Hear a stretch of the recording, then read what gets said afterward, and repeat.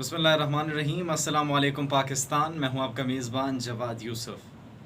تو ناظرین، کل پھر بالآخر پاکستان کو ایف اے ٹی ایف کی گرے لسٹ سے نکلنے کا باضابطہ اعلامیہ جاری کر دیا گیا تھا ایف اے ٹی ایف کی جانب سے، جن کے صدر نے کہا تھا کہ پاکستان کو ایف اے ٹی ایف کی گرے لسٹ سے نکالنے کا عمل جو ہے وہ شروع کر دیا گیا ہے، اور یہ عمل انشاءاللہ اکتوبر تک جو ہے یہ کمپلیٹ ہو جائے گا۔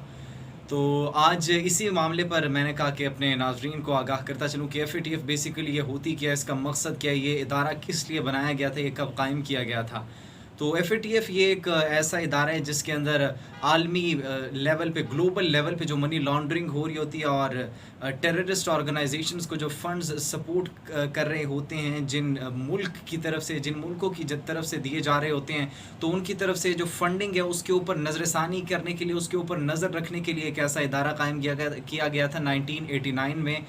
G7 جو سمٹ ہوا تھا پیرس کے اندر، تو اس میں اس کی تشکیل دی گئی تھی۔ تو اس کا مقصد یہی تھا، اس کے کچھ قوانین ہوتے ہیں، اس کے کچھ رولز اینڈ ریگولیشنز ہوتے ہیں جو کہ ان ملکوں پر لاگو کرتے ہیں کہ وہ منی لانڈرنگ جو ہے وہ نہ کر سکیں اور دہشت گردوں کی فنڈنگ نہ کر سکیں۔ اگر آپ ایف اے ٹی ایف کی گرے لسٹ میں یا بلیک لسٹ میں ہوں گے تو اس کے پھر مختلف اثرات ہوں گے جو آپ کو اور آپ کے ملک کو بھگتنا پڑیں گے۔ جس طرح پاکستان اگر ایف اے ٹی ایف کی گرے لسٹ میں تھا تو اس کو مختلف جو بھگتنے پڑے تھے نقصانات، اور جو پاکستان نے فیس کیا، اسی طرح جو کنٹریز جو بلیک لسٹ میں چلی گئی ان کے ساتھ کیا ہوتا ہے۔ تو گرے لسٹ کے اندر جانے سے سب سے پہلے تو آپ سے نا وہ ایک جو آپ کی ٹریڈ ہوتی ہے، انٹرنیشنل ٹریڈ، وہ کم کر دی جاتی ہیں۔ آپ سے بائیکاٹ کا بھی خطرہ ہوتا ہے، مختلف ممالک آپ سے ٹریڈ میں وہ بائیکاٹ کر سکتے ہیں۔ اور اس کے علاوہ آپ کے اوپر کیا کہتے ہیں، آپ کو ورلڈ بینک ہو گیا، آئی ایم ایف ہو گیا، اے ڈی بی ہو گیا، یہ آپ کو نہ فنڈز دیتے ہیں اور نہ لونز دیتے ہیں۔ اور جس طرح پاکستان، آپ کو پتہ ہے کہ ناظرین، پاکستان ایک ڈیولپنگ کنٹری ہے، ہماری معیشت اتنی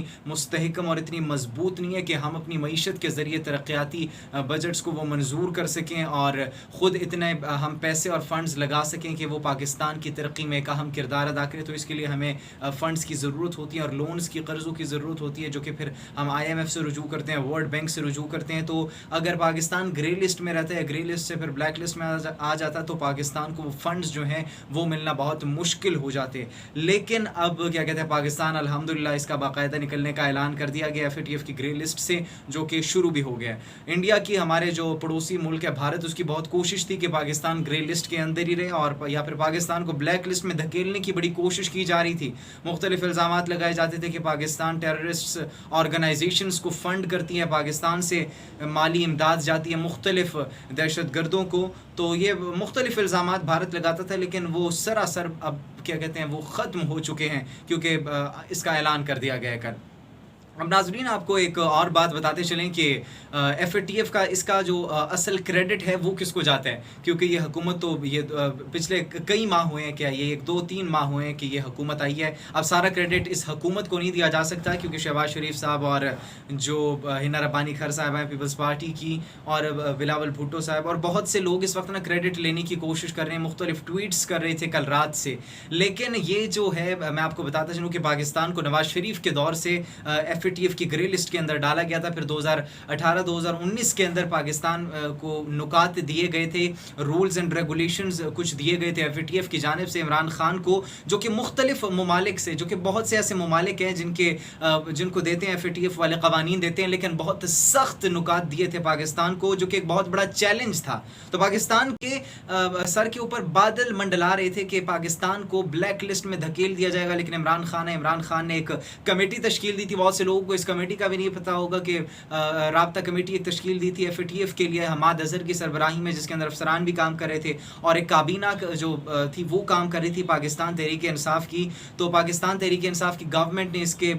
قومی اسمبلی کے اندر بل بھی پاس کروائے تھے، 3 بل پاس ہوئے تھے، 2 بل جو تھے سینٹ میں وہ اپوزیشن نے پھر وہ مسترد کر دیے تھے۔ لیکن جب سینٹ کے اندر بل پاس ہوئے تھے تو ان پر بہت مخالفت کی جا رہی تھی، اپوزیشن کی طرف سے تنقید کی جا رہی تھی، شہباز شریف کی جانب سے، پاکستان مسلم لیگ نون کی جانب سے، پیپلز پارٹی کی جانب سے بہت زیادہ تنقید کی جا رہی تھی ناظرین۔ لیکن وہ بل منظور ہوئے اور عمران خان کی کاوشوں سے ان میں سے بہت سے نکات ہم نے کمپلیٹ کر لیے تھے۔ تو آئی ایس پی آر کی بھی ایک سٹیٹمنٹ آئی تھی، لیکن وہ پرانی سٹیٹمنٹ، انہوں نے کہا تھا کہ پاکستان کے دو ایجنڈے انہوں نے دیے تھے، 2 پلانز ہمیں دیے تھے ایف اے ٹی ایف نے، جن پر ہمیں عمل درآمد کرنا تھا۔ پہلا پلان جو تھا اس کے اندر 27 نکات تھے، اور اگلا جو پلان تھا اس کے اندر 7 نکات تھے۔ تو 27 میں سے آئی ایس پی آر کی جو سٹیٹمنٹ تھی، انہوں نے کہا تھا ہم نے 26 نکات مکمل کر لی ہیں، لیکن وہ پرانی سٹیٹمنٹ تھی۔ عمران خان نے کہا تھا کہ عمران خان نے اس وقت کمپلیٹ کر لیے تقریباً نکات، بہت زیادہ نکات کمپلیٹ کر لیے، اور عمران خان نے تقریباً 32 نکات جو ہیں وہ کمپلیٹ مکمل کر لیے تھے ایف اے ٹی ایف کے۔ ایک اور آپ کی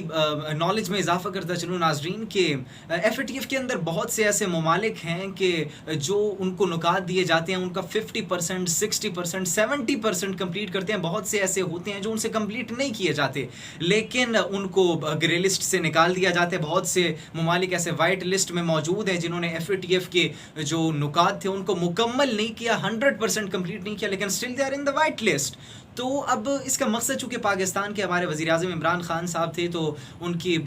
اختلافات بھی تھے مغربی ممالک سے، اور وہ اس وجہ سے تھے کیونکہ وہ خود مختاری کی بات کرتے تھے، آزادی کی بات کرتے تھے، غلامی سے آزادی کی بات کرتے تھے، تو اس وجہ سے اختلافات تھے، اس وجہ سے پاکستان کو نکالا نہیں گیا تھا۔ تو ان کے دور میں 32 نکات پر مکمل کر لیا گیا تھا اور ان کو کمپلیٹ کر لیا گیا تھا ایف اے ٹی ایف کے، لیکن اسٹل پاکستان کو نکالا نہیں گیا تھا۔ اور جی ایچ کیو کے اندر بھی ایک سیل قائم کیا گیا تھا، آئی ایس پی آر نے ایک بیان دیا تھا اور ان کے اندر بھی افسران نے انتھک محنت کی تھی۔ عمران خان صاحب نے ان کو بھی سراہا ہے اور کہا کہ پاکستان کی ان افسران کی بدولت، حماد اظہر اور ان کی رابطہ کمیٹی کی بدولت، ان سب ٹیم کو میں مبارکباد پیش کرتا ہوں جن کی وجہ سے پاکستان آج ایف اے ٹی ایف کی گرے لسٹ سے باہر نکلنے میں کامیاب ہو گیا ہے۔ تو اس کے بعد ابھی اپریل کے اندر ریسنٹلی اپریل کے اندر جو 2 نکات رہتے تھے ان پر بھی کمپلیٹ عمران خان صاحب کے موجودگی میں جانے سے پہلے انہوں نے وہ کر دی تھی،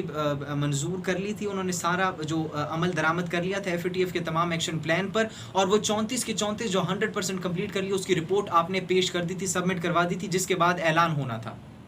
لیکن انفارچونیٹلی ناظرین اعلان عمران خان کے دور میں نہیں ہو پایا، یہ اس حکومت میں ہو پایا۔ تو اس کا مطلب ہرگز یہ نہیں کہ ہم شہباز شریف صاحب کو، ان کی پوری ٹیم کو مبارکباد ہم سب کو پیش کرتے ہیں، شہباز شریف صاحب کو، عمران خان صاحب کو، کیونکہ پوری پاکستان کے لیے، پوری قوم کے لیے ہمارے لیے ایک فخر کا مومنٹ ہے کہ بیرونی قوتوں اور جو بھارتی جو کوششیں وہ کر رہے تھے، بھارت کے لوگ اور